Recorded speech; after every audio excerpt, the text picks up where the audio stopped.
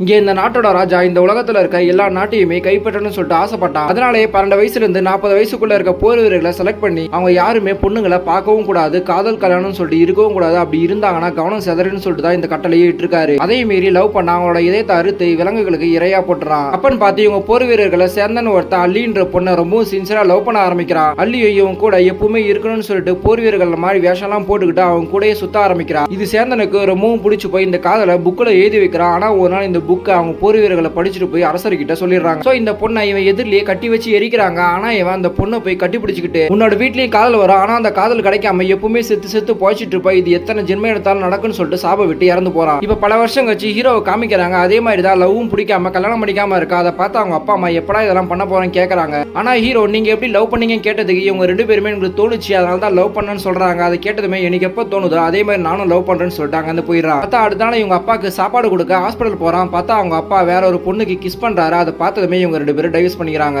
And கொஞ்சம் மாசம் கழிச்சு கடற்கரையில அந்த சேர்ந்து எழுதுற புக் ஒரு பிச்சைக்காரர் கிட்ட கிடைக்குது. இப்ப ஹீரோவும் ஃப்ரெண்டும் ஒரு பார்க்ல பேசிட்டு வராங்க. அதே பார்க்ல தான் ஹீரோயின் டான்ஸ் பிராக்டிஸ் பண்ணிட்டு இருக்கா. அப்பன்னு பார்த்தா அந்த பிச்சைக்காரர் அந்த பார்க்ல தான் இருப்பாரு. அந்த செக்யூரிட்டி தரத்தும் போது அந்த புக் அங்கேயே போட்டு போயிடுறாரு. அதை ஹீரோயின் பார்த்துட்டு எடுக்கிறாங்க. அதுல நெல்சன் பேர் போட்டிருக்கு. ஆக்சுவலா ஹீரோட பேரு நெல்சன் தான். ஃப்ரெண்டு கூப்பிடுவான். அந்த டைம்ல இவங்க பேர் தான் நெல்சன் நினைச்சுக்கிட்டு இந்த பொண்ணு ஹீரோ கிட்ட அந்த புக் கொடுத்துட்டு போயிடுறா. ஆனா இவன் அந்த புக் என்னதுன்னு சொல்றதுக்குள்ள அந்த பொண்ணு அங்க இருந்து போயிடுறா. சோ இவனுமே அந்த புக் எடுத்துட்டு வீட்டுக்கு வரான். அப்ப லிப்ட்ல இவன் தம்பி ஒரு பொண்ணு கூட கிஸ் பண்ணிட்டு இருக்கா. அதை பார்த்ததுமே அவனுக்கு அடுத்தது என்ன நடக்க போகுதுன்னு சொல்லிட்டு தெரிய வந்துருது. ஆனா இவன் அதை கண்டுக்காம விட்டுறான். ஆனா அடுத்த நாள் அவங்க அம்மா கிட்ட தம்பி எங்க போனான்னு கேட்கறான். பார்த்தா இவன் கிஸ் பண்ணும்போது அவன் தம்பி யாரோ வெட்ட வருவாங்க. அதே இடத்த தான் சொல்றாங்க. அதை கேட்டதுமே அங்க போய் பாக்குறாங்க. அதே மாதிரி தான் வெட்ட வராங்க. சோ இவன் ஃபைட் போட்டு அவன் தம்பியை காப்பாத்திட்டு வந்துடுறான். அண்ட் இதை பத்தி அவன் ஃப்ரெண்டு கிட்ட சொல்றான். ஆனா அவன் நம்பாம பீச்ல நிறைய பேர் கிஸ் பண்ணுவாங்க. சோ அவங்களுக்கு என்ன நடக்குதுன்னு சொல்லுன்னு சொல்லிட்டு பீச் கிட்ட கூட்டிட்டு போறான். அப்போ ஒரு கப்புள்ஸ் கிஸ் பண்ணும்போது அந்த பொண்ணோட அப்பாவால அந்த பொண்ணு இந்த லவ் வேணாம்னு சொல்லிடுவா. அது இவனுக்கு தெரிஞ்சு போயிடும். அண்ட் அவங்க அப்பாவை பத்தி அந்த பொண்ணு கிட்ட கேட்கும் போது என் ஃப்ரெண்டுமே நம்பரா இருந்தாலுமே அவங்க லவ் பிரிட்டேன்னு சொல்லிட்டு ஹீரோ விட்டுறான். இப்படியே இவன் பல லவ் தெரிஞ்சுமே பிரிச்சு விட்டுறான். அதனால இவனுக்கு சாப வர்ற மாதிரி கனவுலாம் வருது. சோ அவன் ஃப்ரெண்டோட அப்பா டாக்டரா இருப்பாரு. சோ அவகிட்ட கூட்டிட்டு போறாங்க. அவரும் கேட்டுட்டு எப்போதுல இருந்து இதெல்லாம் வருதுன்னு சொல்லிட்டு ஞாபகப்படுத்த சொல்றாரு. ஆனா ஹீரோக்கு ஞாபகம் வரல. அதை முதல்ல யோசின்னு சொல்லிட்டு வீட்டுக்கு அனுப்பிடுறாரு. இப்ப யோசிச்சு பார்க்கும்போது அந்த புக் வந்ததுல இருந்தா அப்படி நடந்துன்னு சொல்லிட்டு இவனுக்கு தெரிய வருது. அதனால அந்த புக்கை எடுத்து வெளியே போட்டுறான். ஆனா அது எங்க எப்படி தூக்கி போட்டாலுமே இவன் கிட்ட தான் வருது. அதை பார்த்ததுமே அவன் ஃப்ரெண்டே பயந்து ஓடிடுறான். திரும்பவும் என் ஃப்ரெண்டோட அப்பா கிட்ட வந்து கேட்கறான். அப்பதான் அவர் இதுக்கெல்லாம் ஒரே வழி, எந்த பொண்ணு உங்ககிட்ட இந்த புக்கு கொடுத்ததோ அதே பொண்ணை தேடி அந்த பொண்ணுகிட்டே இந்த புக்கு கொடுத்துரு, உன்னோட பிரச்சனை சால்வ் ஆயிடும்னு சொல்றாங்க. சோ அந்த பொண்ணை தேட ஆரம்பிக்கிறாங்க.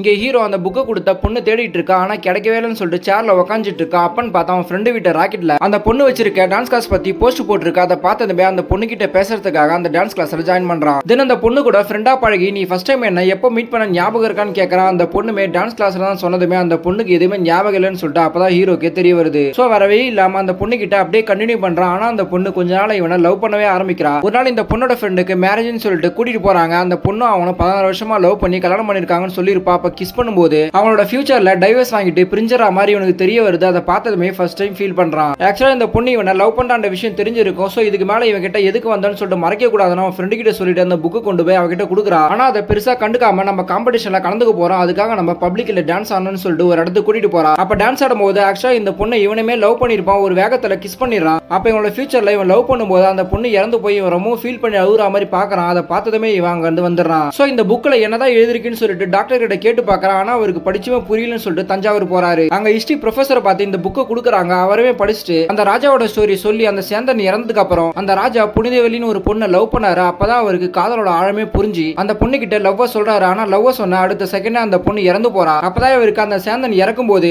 நீ எத்தனை ஜென்மம் எடுத்தாலும் நீ காதல் சொன்ன அடுத்த நொடியே உன் காதல் இறந்து போய் நீ ரொம்பவும் கஷ்டப்படுன்னு சொல்லிட்டு சாப விட்டுருப்பான். அது ஞாபகம் வந்து நம்ம தப்பு பண்ணிட்டோம்னு சொல்லிட்டு ரொம்பவும் ஃபீல் பண்ணி அழுகுறாரு. இப்ப அவன் எழுதின புக்கை எடுத்துக்கிட்டு அந்த கடல்லே இறங்கி இறந்து போறாரு. அப்ப இதை கேட்ட டாக்டருமே இவனுக்கு ஃபியூச்சர்ல தெரியுது எல்லாமே நடக்குமான்னு சொல்லிட்டு கேட்கறாங்க. அப்பதான் இவரு அந்த புக்கை படிச்சுட்டு அதுல சாவ விட்டுருக்காங்க. கண்டிப்பா இவன் நினைக்கிறது எல்லாமே நடக்குன்னு சொல்லிட்டு போட்டிருக்கு. இப்ப இதை கேட்ட ஹீரோ நான் லவ் பண்ற விஷயத்த அந்த பொண்ணு கிட்ட சொன்னாதானே அவ இறந்து போவா, கடைசி வரைக்கும் நான் சொல்லவே மாட்டேன்னு சொல்லிட்டு ரொம்ப ஃபீல் பண்ணி அழுதுட்டே போறான். சோ இந்த பொண்ணு எந்த கால் பண்ணாலுமே இவன் ரெஸ்பான்ஸ் பண்ண மாட்டான். ஆனா இந்த பொண்ணு டைரக்டாவே என்னோட சூப்பர் மார்க்கெட் வந்து இவன் கிட்ட பேசணும்னு சொல்லிட்டு ப்ரொபோஸ் பண்ணிடுறா. பட் இவன் அந்த பொண்ணோட உயிர் போயிடக்கூடாதுன்னு இந்த பொண்ணை லவ் பண்ணியுமே நான் லவ் பண்ணலான்னு சொல்றா. அதை கேட்ட இந்த பொண்ணுமே அங்க இருந்து கிளம்பிடுறா. ஆனா இவன் ஃபீல் பண்ணிட்டு அங்கேயே நின்றுட்டு இருக்கான்.